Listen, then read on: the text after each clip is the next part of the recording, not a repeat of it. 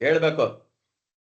ಮೇಷ ತಲೆ, ಹಾ ಮೇಷ ತಲೆಯ ಭಾಗ, ಹಾ ವೃಷಭ ಕುತ್ತಿಗೆಯ ಭಾಗ, ಹಾ ವೃಷಭ ಹಾ ಮುಖ ಮತ್ತು ಕುತ್ತಿಗೆಯ ಭಾಗ, ಮುಖ ಮತ್ತು ಕುತ್ತಿಗೆ ಭಾಗ. ಹಾ ಆ, ಮಿಥುನ ಭುಜದ ಭಾಗ, ಹಾ ಮಿಥುನ ಭುಜ,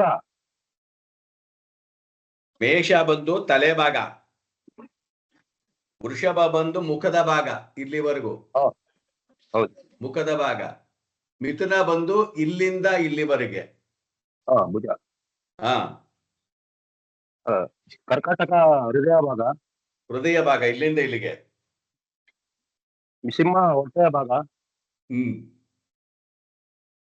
ಕನ್ಯಾ ಸೊಂಟದ ಭಾಗ, ಹ್ಮ್ ಆ, ವೃಶ್ಚಿಕ ತುಲಾ ತುಲಾ ತುಲಾ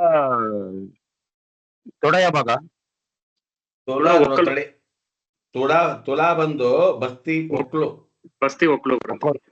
ಆ ಹೊಟ್ಟೆಗೆ ಮೇಲೊಟ್ಟೆ ಕೆಳಗಡೆ ಹೊಟ್ಟೆಗೆ. ಹ್ಮ್ ವೃಶ್ಚಿಕ ಜನಾಂಗ, ಹಾ ಮಕರ ತೊಡೆಯ ಭಾಗ, ಧನುಸು ತೊಡೆಯ ಭಾಗ, ಧನಸ್ಸು ತೊಡೆಯ ಭಾಗ, ಮಕರ ಮಂಡಿ ಮೊಣಕಾಲು, ಹ್ಮ್ ಕುಂಭ ಕಾಲಿನ ಕೆಳಭಾಗ, ಹ್ಮ್ ಮೀನ ಪಾದದ ಭಾಗ. ಪಾದಗಳು. ಸೊ ಇದು ಬಂದು ಕಾಲಪುರುಷನ ಅಂಗಭಾಗಗಳು ಫಿಕ್ಸೆಡ್. ಮೇಷ ಲಗ್ನ ಯಾರಿಗಿದೆಯೋ ಅವರಿಗೆ ಇದು ಹೀಗೆ ಇರುತ್ತೆ. ನಿಮ್ಮ ಲಗ್ನ ಚೇಂಜ್ ಆದಾಗಲ್ಲ ಇದು ಚೇಂಜ್ ಆಗ್ತಾ ಬರುತ್ತೆ. ಸೊ ಇಲ್ಲಿ ಏನ್ ಅರ್ಥ ಮಾಡ್ಕೊಳ್ಬೇಕು ಅಂತಂದ್ರೆ, ಆಲ್ವೇಸ್ ಮೊದಲನೇ ಮನೆ ಅಂತಕ್ಕಂಥದ್ದು ತಲೆ ಭಾಗ, ಅಲ್ಲಿಂದ ಶುರುವಾಗತ್ತೆ ಅಂಗಭಾಗಗಳು. ಒಬ್ಬ ರಾಶಿಗೆ, ಒಬ್ಬ ಜಾತಕನಿಗೆ ಲಗ್ನ ಭಾಗ ಯಾವುದಿರುತ್ತೋ ಅದೇ ತಲೆಯಿಂದ, ಅಲ್ಲಿಂದ ಶುರುವಾಗತ್ತೆ ಅಂತ ತಿಳ್ಕೊಳ್ಬೇಕು. ಓಕೆ, ಮೇಷರಾಶಿ ಅಂತ, ಮೇಷ ಲಗ್ನ ಅಂತ ಬಂದಾಗ ಇದು ನಿಮಗೆ ಮ್ಯಾಚ್ ಆಗ್ಬಿಡುತ್ತೆ. ಸಪೋಸ್ ತುಳಾ ಲಗ್ನ ಅಂತ ಬಂದಾಗ ಏನಾಗುತ್ತೆ, ಆ ಪ್ಯಾಟ್ರನ್ ಏನಾಗುತ್ತೆ, ಆ ಆರ್ಡರು ಚೇಂಜ್ ಆಗುತ್ತೆ. ಆರ್ಡರ್ ಬಂದು ಏನಾಗುತ್ತೆ, ಹಾಗೆಯೇ ತಿರುಗಿಸ್ಕೊಂಡು ಬಂದು ಮೇಲ್ಗಡೆ ತಲೆ ಅಂತಿದೆಯಲ್ವಾ, ಆ ತಲೆ ಮುಖ ಅಂತಕ್ಕಂಥದ್ದನ್ನು ಹಂಗೆಯೇ ತಿರುಗಿಸ್ಕೊಂಡು ಬಂದು ತುಲಾ ರಾಶಿಯಲ್ಲಿ ಇಟ್ಬಿಟ್ಟು, ತುಲಾ ರಾಶಿ ಅಂತಕ್ಕಂಥದ್ದು ತಲೆ, ವೃಷಭ ಅನ್ನೋದು ವೃಶ್ಚಿಕ ಅಂತಕ್ಕಂಥದ್ದು ಮುಖ, ಧನುಸು ರಾಶಿ ಅಂತಕ್ಕಂಥದ್ದು ಕುತ್ತಿಗೆ, ಆಮೇಲೆ ಮಕರ ರಾಶಿ ಅಂತಕ್ಕಂಥದ್ದು ಚೆಸ್ಟು, ಆಮೇಲೆ ಕುಂಭ ರಾಶಿ ಅಂತಕ್ಕಂಥದ್ದು ಹೊಟ್ಟೆ ಅಂತೇಳಿ ಕನ್ಸಿಡರ್ ಮಾಡಬೇಕು. ಸೊ ಇದೆಲ್ಲ ಏನಕ್ಕೆ ಯೂಸ್ ಮಾಡ್ತೀವಿ ಅಂತ ಹೇಳಿದ್ರೆ, ದೇಹದಲ್ಲಿ ಯಾವ ಭಾಗದಲ್ಲಿ ನಮಗೆ ವೀಕ್ ಇದೆ, ಯಾವ ಭಾಗದಲ್ಲಿ ಕಾಯಿಲೆ ಬರಬಹುದು, ಆಕ್ಸಿಡೆಂಟ್ ಆಗಬಹುದು ಅನ್ನೋದನ್ನೆಲ್ಲ ಹೇಳಬಹುದು. ಅದರೊಳಗಡೆ ರೈಟ್ ಸೈಡ್ ಆಗತ್ತಾ, ಲೆಫ್ಟ್ ಸೈಡ್ ಆಗತ್ತಾ ಅಂತಾನು ಹೇಳ್ಬೋದು. ಬಲಗಡೆ ಆಗತ್ತಾ, ಎಡಗಡೆ ಆಗತ್ತಾ ಅಂತ ಹೇಳ್ಬೋದು. ಬಲಗಣ್ಣಿಗಾಗತ್ತಾ, ಎಡಗಣ್ಣಿಗಾಗತ್ತಾ. ಈಗ ಮುಖ ಅಂತ ಮುಖದಲ್ಲಿ ಏನೇನಿದೆ, ಕಣ್ಣಿದೆ, ಮೂಗಿದೆ, ಬಾಯಿ ಇದೆ, ಕಿವಿ ಇದೆ. ಇದಿಷ್ಟುನು ಅದು ಎರಡನೇ ಭಾವದಲ್ಲಿ ಕುತ್ಕೊಳ್ಳುತ್ತೆ, ಅಂದ್ರೆ ಮುಖದ ಅಂಶದಲ್ಲಿ ಕುತ್ಕೊಳ್ಳುತ್ತೆ. ಇದರಲ್ಲೂ ಸಹ ದ್ರೇಕಾಣ ಅಂತ ಮಾಡಿದಾಗ ಅದು ಬಲಗಡೆ ಪ್ರಾಬ್ಲಮ್ ಆಗುತ್ತಾ, ಎಡಗಡೆ ಪ್ರಾಬ್ಲಮ್ ಆಗುತ್ತಾ ಅಂತ ಹೇಳುತ್ತೆ. ಎಡಗಡೆ ಆಗತ್ತಾ, ಬಲಗಡೆ ಆಗತ್ತಾ, ಪ್ಲಸ್ ಅದು ಕಣ್ಣಿಗಾಗತ್ತಾ, ಬಾಯಿಗಾಗತ್ತಾ, ಹಲ್ಲಿಗಾಗತ್ತಾ, ಮುಖ ಆಗತ್ತಾ ಅಂತೇಳಿ ಗ್ರಹಗಳನ್ನು ಇಟ್ಕೊಂಡು ಹೇಳ್ಬಹುದು. ಎರಡನೇ ಭಾಗ ಆಕ್ಸಿಡೆಂಟ್ ಆಗುತ್ತೆ. ಎರಡನೇ ಭಾಗದಲ್ಲಿ ಅಷ್ಟಮಾಧಿಪತಿ, ಎರಡನೇ ಭಾವದ ಅಧಿಪತಿ ಅಷ್ಟಮದಲ್ಲಿ ಮಾರಕ ಬಾಧಕ ಆಗಿ ರಾಹು ಕೇತುಗಳ ಸಂಯೋಗ ಆಗಿ ಏನು ಆಗ್ತಾ ಇದೆ ಅಂತ ಹೇಳಿದ್ರೆ, ಅವಾಗ ಅಲ್ಲಿ ಗ್ರಹ ಯಾವುದಿದೆ, ಸೂರ್ಯ ಇದ್ದಾನೆ ಅಂದ್ರೆ ಬಲಗಣ್ಣು, ಚಂದ್ರ ಇದ್ದಾನೆ ಅಂದ್ರೆ ಎಡಗಣ್ಣು. ಸೊ ಈ ಜಾಗಕ್ಕೆ ಅವ್ರಿಗೆ ಡೆಫಿನೆಟ್ ಆಗಿ ಒಂದು ಪ್ರಾಬ್ಲಮ್ ಶುರುವಾಗಿ ಆಗುತ್ತೆ ಅಂತ ಹೇಳ್ಬೋದು. ಈ ಐಡೆಂಟಿಫೈ ಮಾಡೋದಕ್ಕೋಸ್ಕರ ನಮಗೆ ಅದನ್ನ ಬೇಕೇ ಬೇಕು. ನೆಕ್ಸ್ಟ್ ಬರ್ಕೊಳ್ಳಿ, ಒಂದು ಸ್ಕ್ವೈರ್ ಬಾಕ್ಸ್ ಹಾಕೊಳ್ಳಿ, ಸ್ವಲ್ಪ ದೊಡ್ಡದಾಗಿ ಬಾಕ್ಸ್ ಹಾಕೊಳ್ಳಿ, ಪೇಜ್ ಅನ್ನ ದೊಡ್ಡದಾಗಿ ಹಾಕೊಳ್ಳಿ, ಕಂಜುಸ್ತನ ಮಾಡಕ್ ಹೋಗಬೇಡಿ ನೋಟ್ಸ್ ಅನ್ನ. ಎಸ್, ಮೇಷರಾಶಿ ಒಳಗಡೆ ಕಾಡು ಮತ್ತು ಬೆಟ್ಟಗಳು ಅಂತ ಬರ್ಕೊಳ್ಳಿ. ಇವಾಗ ನಾವೇನ್ ಮಾಡಿದ್ದೀವಿ, ಎಲ್ಲಿಗೆ ಬಂದ್ವಿ, ಬೇಗ ಪ್ರಾಕೃತಿಕವಾದಂತ ವಿಷಯಗಳಿಗೆ ಬಂದ್ವಿ. ಮೇಷರಾಶಿ ಕಾಡು ಬೆಟ್ಟಗಳು, ವೃಷಭ ರಾಶಿ ಹುಲ್ಲುಗಾವು ಅಂದ್ರೆ ಹುಲ್ಲು ಮೆದೆ, ಹುಲ್ಲಿರ್ತಕ್ಕಂಥ ಜಾಗ, ಹುಲ್ಲು ಎಲ್ಲೆಲ್ಲಿ ಬೆಳೆಯುತ್ತೋ ಆ ಜಾಗ ಅಲ್ಲ, ವೃಷಭ ರಾಶಿ, ಮಿಥುನ ರಾಶಿ, ಶಯನಾಗೃಹ, ಶಯನಾಗೃಹ ಮತ್ತೆ ಪಾರ್ಕ್, ಶಯನಾಗೃಹ ಮತ್ತೆ ಪಾರ್ಕ್. ನಾಲ್ಕನೇದು ಅಂದ್ರೆ ಕಟಕ ರಾಶಿ, ಸರೋವರ, ನದಿ, ಕೊಳ, ಸರೋವರ ಅಂದ್ರೆ ನದಿ. ನಾಲ್ಕನೇದು. ಐದನೇದು ಬಂದು ಸಿಂಹ. ಸ್ಪೀಡ್ ಆಯ್ತಲ್ಲ, ಬರ್ಕೊಳ್ತಿದ್ದೀರಾ ಏನಾರ? ಬರ್ಕೊತಾ ಇದ್ದೀವಿ. ಸ್ಪೀಡ್ ಏನಾದ್ರು ಆಯ್ತಾ? ಇಲ್ಲ ಗುರುಗಳು. ಓಕೆ. ಸೊ ಐದನೇದು ಗುಹೆ, ಬೆಟ್ಟ, ಗುಡ್ಡ. ಇದನ್ನೆಲ್ಲ ನಾವು ಆಲ್ರೆಡಿ ಒಂದ್ಸತಿ ಎಕ್ಸ್ಪ್ಲೈನ್ ಮಾಡಿರ್ತೀವಿ. ಯಾವಾಗ ಗ್ರಹಗಳ ರೂಪ, ಗ್ರಹಗಳ ಆಕಾರ ಅಂತ ಕೊಟ್ಟಾಗ ಅದಕ್ಕೆ ಹೆಸರನ್ನು ಬಂದಾಗ ನಾನು ನಿಮಗೆ ಹೇಳಿದೆ ಸಿಂಹರಾಶಿ ಅಂತಕ್ಕಂಥದ್ದು. ಸಿಂಹ ಅಂತಕ್ಕಂಥದ್ದು ಗುಹೆ, ಗುಡ್ಡ, ಬೆಟ್ಟಗಳಲ್ಲಿ ಬದುಕುತ್ತೆ ಅಂತ. ಆರನೇದು ಕನ್ಯಾ ರಾಶಿ. ಕನ್ಯಾ ರಾಶಿ ಚಿತ್ರಣವನ್ನ ಏನ್ ಹೇಳಿದೀವಿ? ಒಂದು ಹೆಣ್ಣು ತನ್ನ ತಲೆಯ ಮೇಲೆ ತೆನೆಯನ್ನು ಇಟ್ಟುಕೊಂಡು ನದಿ ಹತ್ರ ಬರ್ತಾ ಇರ್ತಾಳೆ. ಹಾಗಾದ್ರೆ ಹೊಲ, ಗದ್ದೆ, ಹಸಿರು ಪ್ರದೇಶ. ತುಲಾರಾಶಿ. ತುಲಾರಾಶಿ ಎಲ್ಲಿರುತ್ತೆ? ಸಂತೆ, ವ್ಯಾಪಾರ ಸ್ಥಳ, ವ್ಯವಹಾರ ಸ್ಥಳ, ಲೇವಾದೇವಿ, ಬಿಸ್ನೆಸ್ ಮಾಡೋ ಜಾಗ, ಫೈನಾನ್ಸ್ ಬಿಸ್ನೆಸ್ ಮಾಡೋ ಜಾಗದಲ್ಲಿ. ಎಂಟನೇ ಭಾಗ, ಎಂಟನೇದೇನು? ಹುತ್ತ, ಪಿಲ, ಹುತ್ತ, ಪಿಲ. ಆಮೇಲೆ ಬಾವಿ ಅಂತ ಬರ್ಕೊಳ್ಳಿ.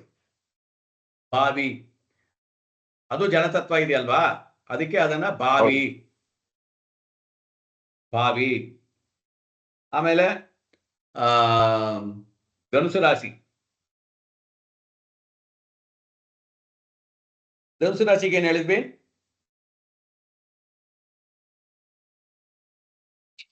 ಯುದ್ಧ ಭೂಮಿ. ಯುದ್ಧ ಭೂಮಿ. ಒಬ್ಬ ಬಿಲ್ಲು ಬಾಣವನ್ನು ಹಿಡ್ಕೊಂಡಿರ್ತಕ್ಕಂಥವನು, ಯುದ್ಧಕ್ಕೆ ತಯಾರಾಗ್ತಿರ್ತಕ್ಕಂಥವನು, ಹೋರಾಟಗಾರ. ಅಂದ್ರೆ ಬಿಲ್ಲು ಬಾಣ ಹಿಡ್ಕೊಂಡಿರೋದ್ರಿಂದ ಆ ಜಾಗ ಯುದ್ಧ ಭೂಮಿ ಆಗಿರುತ್ತೆ. ಯುದ್ಧ ಭೂಮಿ.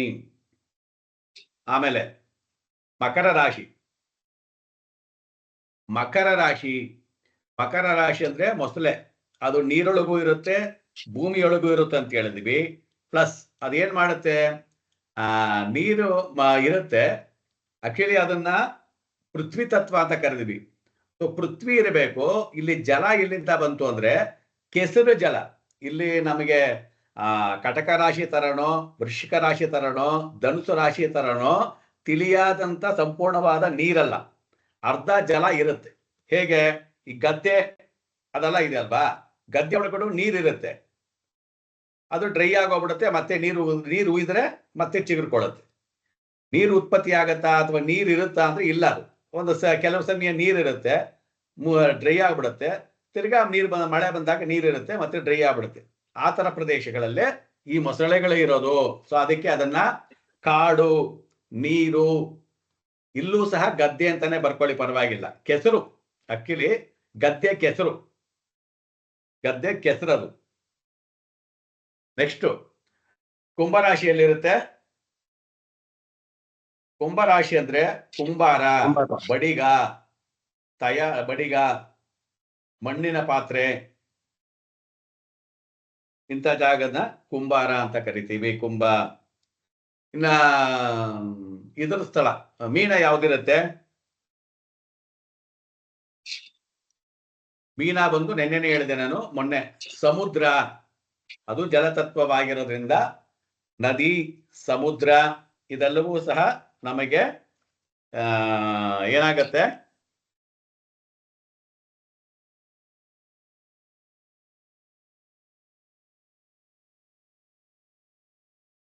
ಇವಾಗ ನೋಡಿ, ಇಲ್ಲಿ ನಿಮಗೆ ಒಂದು ಇದು ಹೇಳ್ತೀನಿ ನೋಡಿ. ಇದನ್ನ ಏನಂತ ಹೇಳಿದ್ವಿ? ಇದು ಜಲತತ್ವನೇ, ಇದು ಜಲತತ್ವನೇ, ಇದು ಜಲತತ್ವನೇ ಅಲ್ವಾ? ಈ ಜಲತತ್ವ ಆದ್ಮೇಲೆ ಇದನ್ನ ಏನು ಇದು ಕೊಟ್ಟಿದ್ದೀವಿ ಇದಕ್ಕೆ? ಚರರಾಶಿನ. ಇದು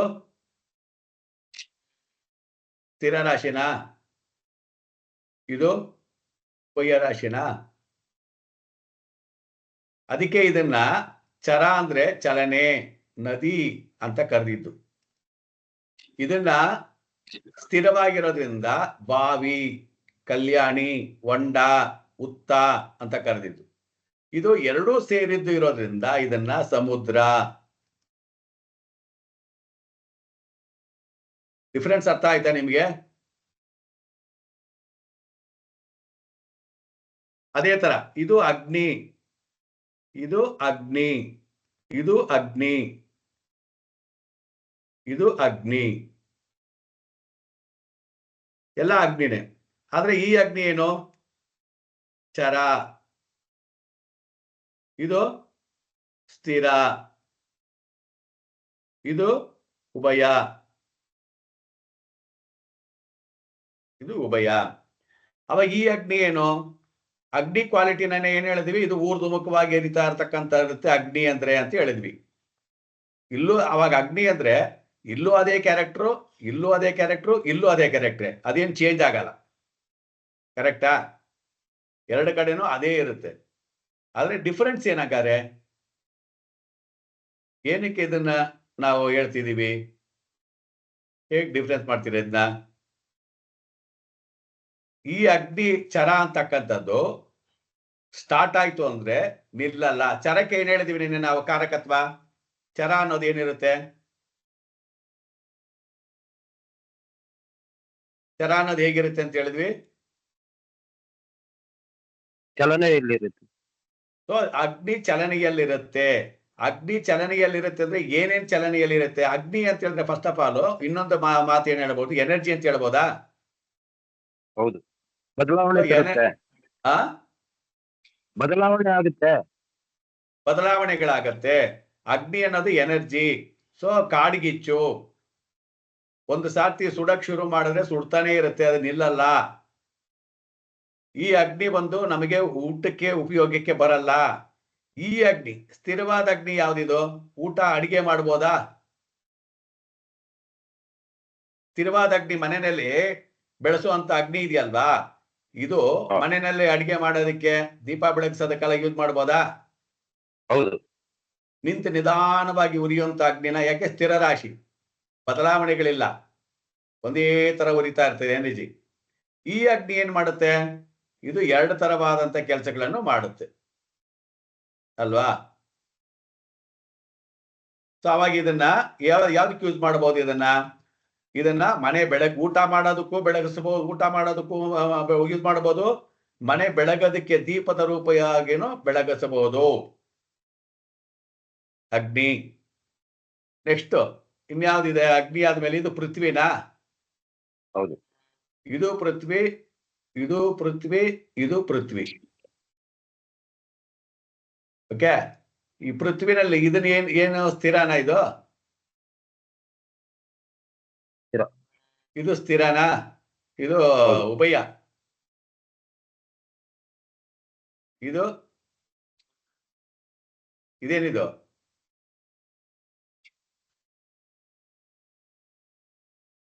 ಕಟ್ ಮಾಡಿಲ್ಲ, ನೋಡಿಲ್ಲ, ನೋಡಿಲ್ಲ, ನೋಡಿಲ್ಲ, ನೋಡಿಲ್ಲ.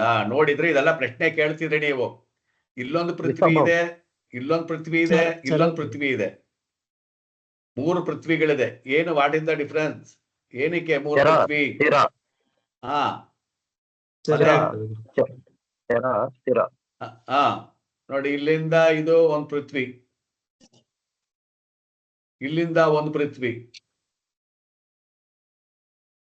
ಅಲ್ವಾ? ಇದು 3, ಇನ್ನೊಂದು ಪೃಥ್ವಿ. ಈಗ ಏನಿದು ಪ್ರಯೋಜನ? ಏನಕ್ಕಿದು? ಇದು ಸ್ಥಿರವಾದಂತ ಪೃಥ್ವಿ. ಸ್ಥಿರವಾದಂತ ಆಸ್ತಿ ಏನನ್ನ ಕೇಳಬೇಕಾದ್ರೆ ಪಂಚಮ ಸ್ಥಾನ ನೋಡಿ, ಸ್ಥಿರ ಆಸ್ತಿ ಅಂತ ಹೇಳ್ತೀವಲ್ವಾ, ಚಲಿಸದಿರ್ತಕ್ಕಂಥ ಆಸ್ತಿ ಪೃಥ್ವಿ. ಇದು ಉಭಯ, ಇದು ಎರಡೂ ಇರುತ್ತೆ. ಇದು ಚಲನೆಯಲ್ಲಿರ್ತಕ್ಕಂಥ ಆಸ್ತಿ. ಚಲನೆಯಲ್ಲಿರ್ತಕ್ಕಂಥ ಭೂಮಿ ಏನಾರ ಇದೆಯಾ ಹಂಗೆ? ಇಲ್ಲ ಗುರುಗಳೇ. ಮತ್ತೆ ನಾನು ಏನ್ ವ್ಯಾಪಾರ ಮಾಡೋದು, ವ್ಯಾಪಾರ ಮಾಡೋದು, ಸೈಟ್ ತಗೊಂಡು ವ್ಯಾಪಾರಗಳು ಮಾಡೋದು. ವ್ಯಾಪಾರ ಮಾಡಬಹುದು, ಬದಲಾವಣೆ ಮಾಡ್ತಾ ಇರಬಹುದು, ಅವಾಗ ಸ್ಟೇಟ್ಗಳ ತಗೊಳ್ತಾ ಇರಬಹುದು. ಇವರು ಒಂದೇ ಕಡೆ. ಇದನ್ನ ನಾವು ಪೃಥ್ವಿ ತತ್ವ ಆಗಿರೋದ್ರಿಂದ ಇದು ಸ್ಥಿರ ರಾಶಿ ಆಗಿರೋದ್ರಿಂದ, ಇಲ್ಲಿ ಶುಕ್ರ ಆಗಿರೋದ್ರಿಂದ ಇದನ್ನ ಆಸ್ತಿ ಅಂತ ಹೇಳಬಹುದು. ಸ್ವಂತ ಆಸ್ತಿ, ಭೂಮಿ ಅಂತ ಹೇಳಬಹುದು. ಇಲ್ಲಿ ಇದೆ ಪೃಥ್ವಿ ತತ್ವವಾಗಿ ಉಭಯವಾಗಿ ಬುಧ ಇರೋದ್ರಿಂದ, ಇಲ್ಲಿ ಬುಧ ಅಧಿಪತಿ ಇದಕ್ಕೆ ಈ ಮನೆಗಲ್ವಾ, ಬುಧ ಇರೋದ್ರಿಂದ ಇದು ಎರಡು ತರವಾದಂತ ಆಸ್ತಿಯನ್ನ ತೋರಿಸುತ್ತೆ. ಒಂದು ವ್ಯಾಪಾರನೂ ಮಾಡ್ತಾರೆ, ಮತ್ತೆ ಜಮೀನು, ಸೈಟು, ಫ್ಲಾಟು, ಆಮೇಲೆ ಇನ್ನೇನು ವ್ಯವಸಾಯ ಇದನ್ನು ಮಾಡ್ತಾರೆ. ಚರರಾಶಿಯಲ್ಲಿ ಆಕ್ಚುಲಿ ಏನ್ ಮಾಡೋದಂಗಾರೆ, ಚರರಾಶಿಯಲ್ಲಿ ವ್ಯವಸಾಯ ಮಾಡಕ್ಕಾಗಲ್ವಾ?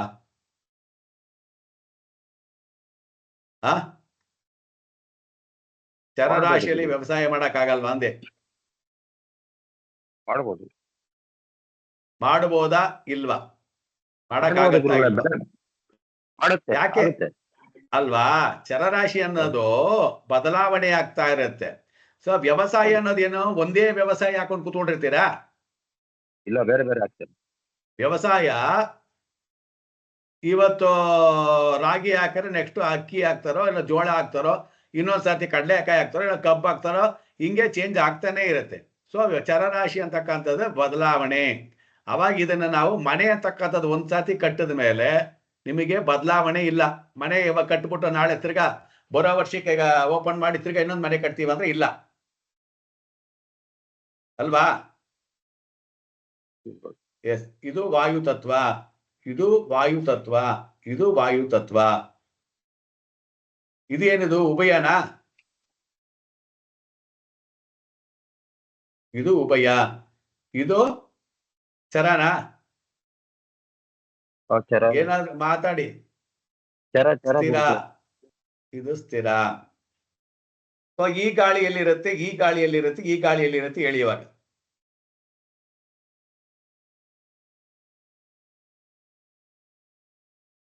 ವಾಯುತತ್ವ ಅಂತಂದ್ರೆ ಏನಂದ್ರೆ ಇಂಟೆಲಿಜೆನ್ಸು,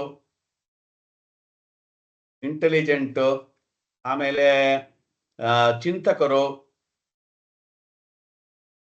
ಬದಲಾಗುವರು ಅಂತ ಹೇಳಿದೀವಿ. ಗಾಳಿಗೆ ಬದಲಾವಣೆ ಹೇಗ್ ಬೇಕೋ ಹಾಗೆ ಅವರು ನಡೀತಾರೆ, ಎಲ್ಲಿಗೆ ಬೇಕೋ ಹಾಗೆ ಅಡ್ಜಸ್ಟ್ ಆಗ್ತಾರೆ ಅಂತೆಲ್ಲ ಹೇಳಿದ್ವಿ. ಹಾಗಾದ್ರೆ ಈ ಉಭಯ ವಾಯು ಎಲ್ಲಿ ಬರುತ್ತೆ, ಆಮೇಲೆ ಈ ವಾಯು ಎಲ್ಲಿ ಬರುತ್ತೆ ಹೇಳಿ, ಯಾರು ಹೇಳ್ತೀರಾ? ಯಾರು ಹೇಳಲ್ಲ, ಅವಾಗ ನಾನು ಹೇಳಲ್ಲ.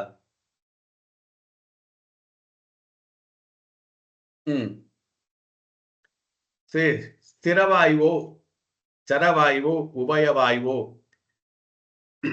ಈ ವಾಯುವು ಮತ್ತೆ ಅಗ್ನಿ ಇದೆರಡನ್ನು ನಾವು ಎನರ್ಜಿ ಅಂತ ಕರಿಬಹುದಾ? ಹೌದು ಗುರುಗಳು.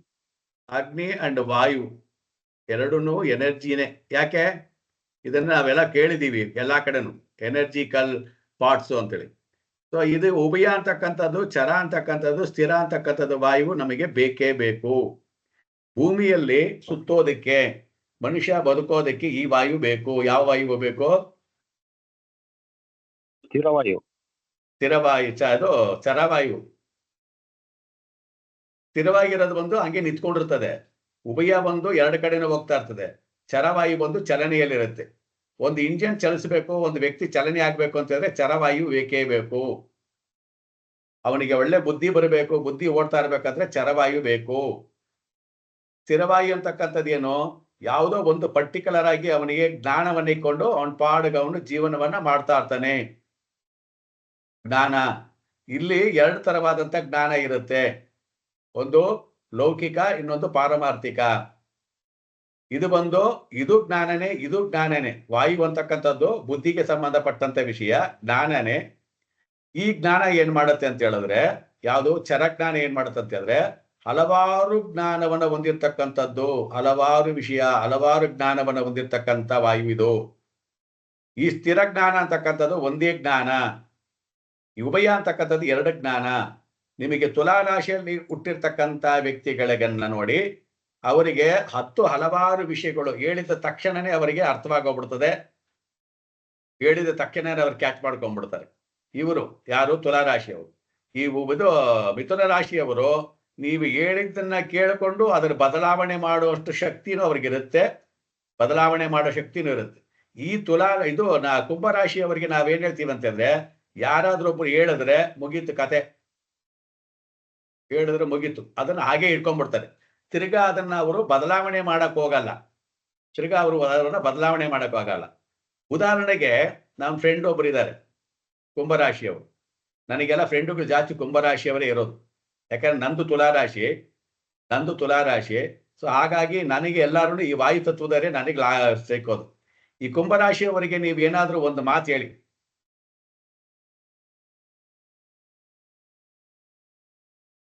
ಕುಂಭರಾಶಿಯವರಿಗೆ ಒಂದು ಮಾತು ಹೇಳಿ ನೋಡಿ ನೀವು.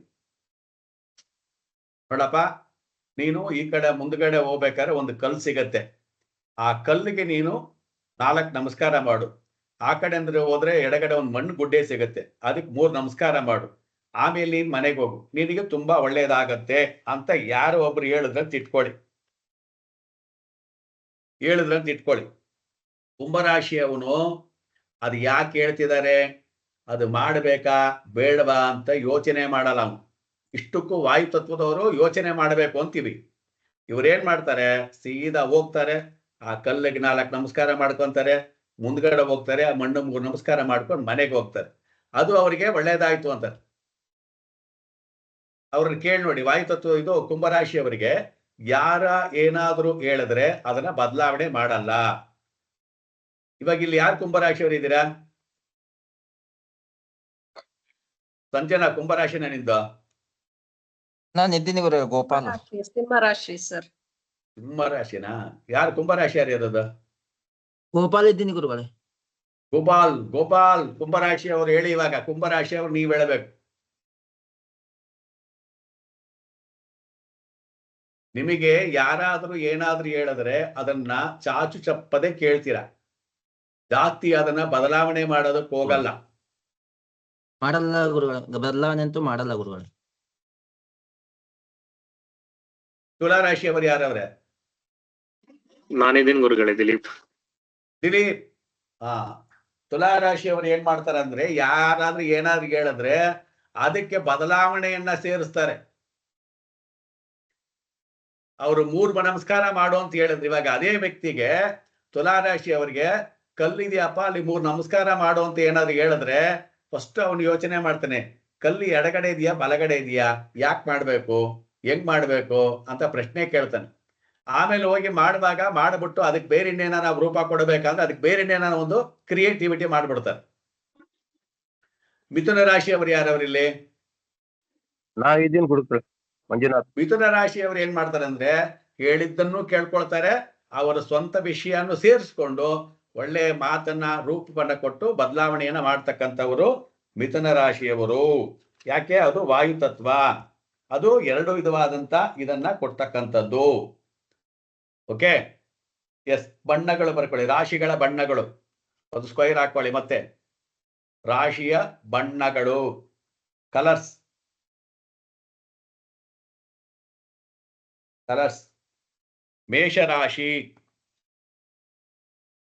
ಮೇಷರಾಶಿ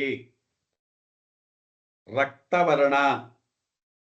ಮೇಷರಾಶಿ ರಕ್ತವರ್ಣ.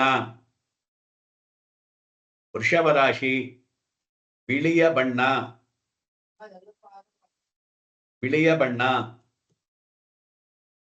ಮಿಥುನ ರಾಶಿ ಪಿತ್ತ ಪಚ್ಚೆ.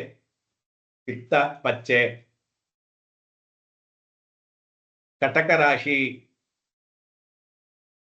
ಕ್ರೀಮ್ ಕಲರ್, ಅಂದ್ರೆ ಲೈಟ್ ವೈಟ್ ತರ ಕ್ರೀಮ್ ಕಲರ್.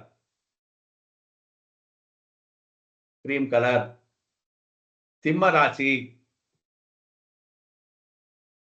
ಬ್ರೌನ್. ಅದರಲ್ಲಿ ಬ್ರೌನ್ ಅಲ್ಲಿ ಸ್ವಲ್ಪ ಲೈಟ್ ಬಿಳಿಯಾಗಿರುತ್ತೆ, ಲೈಟ್ ಬ್ರೌನ್, ನಸು ಬಿಳಿ. ಆಮೇಲೆ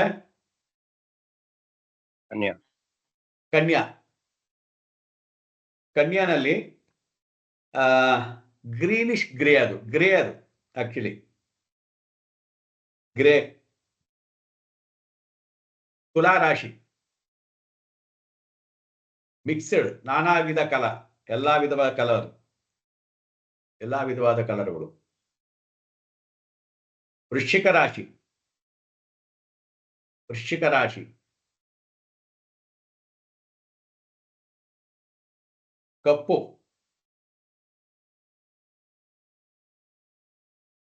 ಕಪ್ಪು.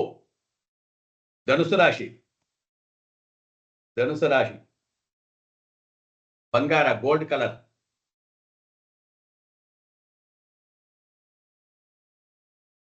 ಬಂಗಾರ.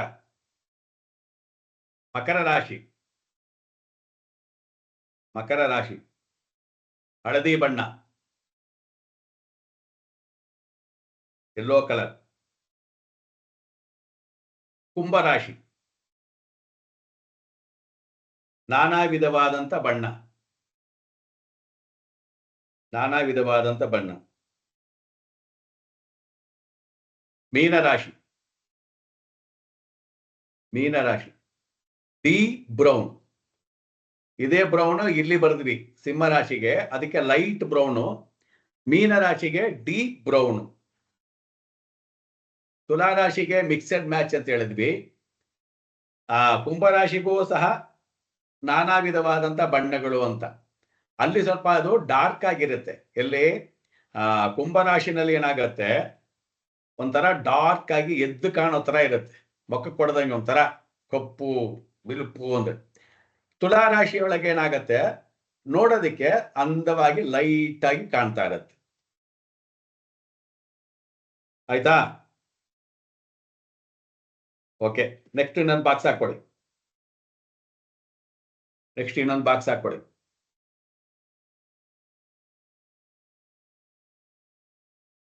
ದೇಹದ ಲಕ್ಷಣಗಳು ಅಂತ ಬರ್ಕೊಳ್ಳಿ ಒಳಗಡೆ.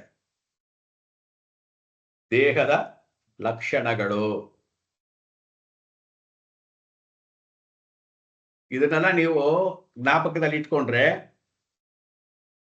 ಒಂದು ಪ್ರಶ್ನೆ ಕೇಳಕ್ ಬಂದ್ರೆ ಅಥವಾ ಇದನ್ನೆಲ್ಲ ಎಲ್ಲಿ ಯೂಸ್ ಮಾಡಬಹುದು ಅಂದ್ರೆ, ಮದುವೆ ಮಾಡುವಂತ ಸಮಯದಲ್ಲಿ ಕೇಳಬಹುದು.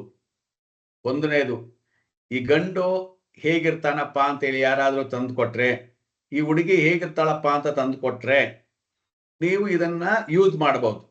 ಹೇಗೆ? ಆ ಹುಡುಗಿ ಉದ್ದ ಇರ್ತಾಳ, ಕುಳ್ಳ ಇರ್ತಾಳ, ಯಾವ ತರ ಬಣ್ಣ ಇರ್ತಾಳೆ, ಅವಳ ಕ್ಯಾರೆಕ್ಟರ್ ಏನು ಅನ್ನೋದನ್ನ ತೀರ್ಮಾನ ಮಾಡೋದಕ್ಕೆ ಈ ರಾಶಿಯ ಕಾರಕತ್ವಗಳು ನಮಗೆ ಹೆಲ್ಪ್ ಮಾಡುತ್ತೆ. ಬಟ್ ನಿಮಗೆ ಅದು ಜ್ಞಾಪಕದಲ್ಲಿ ಇರಬೇಕಷ್ಟೇ. ಜ್ಞಾಪಕ ಹೆಂಗ್ ಬರುತ್ತೆ? ಜ್ಞಾಪಕ ಹೆಂಗ್ ಬರುತ್ತೆ ಅಂದ್ರೆ, ದಿನನಿತ್ಯ ಅದರ ಮೇಲೆ ನೀವು ಅಧ್ಯಯನವನ್ನ ಮಾಡ್ತಾ ಇದ್ರೆ, ರಿಸರ್ಚ್ ಅನ್ನ, ಸಂಶೋಧನೆಯನ್ನ ಮಾಡ್ತಾ ಇದ್ರೆ ನಿಮ್ಮ ತಲೆಯಲ್ಲಿ ಉಳಿಯುತ್ತೆ. ಯಾಕಂದ್ರೆ ಸಾವಿರಾರು ಕಥೆಗಳು ಇವಾಗ ಸ್ಟಾರ್ಟಿಂಗ್ ಅಲ್ಲಿ ನಾನು 1-2 ಹೇಳ್ತಾ ಹೋದೆ. ಈಗಾಗ್ಲೇ ನಾನು ಜಾಸ್ತಿ ಹೇಳ್ತಾ ಹೋಗ್ತಾ ಇದ್ದೀನಿ. ನಿಮಗೆ ನೆನ್ನೆ ಹೇಳ್ಕೊಟ್ಟಿದ್ದು ಯಾವ್ದಂದ್ರೆ ಚರ ಯಾವುದು ಸ್ಥಿರ ಯಾವುದು ಗೊತ್ತಾಗ್ತಾ ಇಲ್ಲ. ಯಾಕಂದ್ರೆ ನೀವು ಪ್ರಾಕ್ಟೀಸ್ ಮಾಡ್ತಾ ಇಲ್ಲ, ಮಾಡೋದಕ್ಕೆ ನಿಮ್ಗೆ ಟೈಮ್ ಸಿಗ್ತಾ ಇಲ್ಲ. ಸ್ವಲ್ಪ ಸಾಧನೆ ಮಾಡಬೇಕು. ಏನ್ ಹೇಳಿದೆ ಇವಾಗ? ಯಾವ್ದು ಏನ್ ಬರ್ಕೊಂತಿದ್ರಿ ಇವಾಗ? ದೇಹದ ಲಕ್ಷಣಗಳು. ಲಕ್ಷಣಗಳು. ಸೊ ದೇಹದ ಲಕ್ಷಣಗಳು ಯಾವ್ಯಾವ ತರ ನೋಡಬೇಕು ಅಂತ ಹೇಳಿದೀವಿ? ಒಂದು, ಪ್ರಾಣಿಯ ಆಕಾರದ ಮುಖಾಂತರನು ನಾವು ನೋಡಬಹುದು. ಪ್ರಾಣಿಯ ಆಕಾರ ಮುಖಾಂತರವಾಗಿ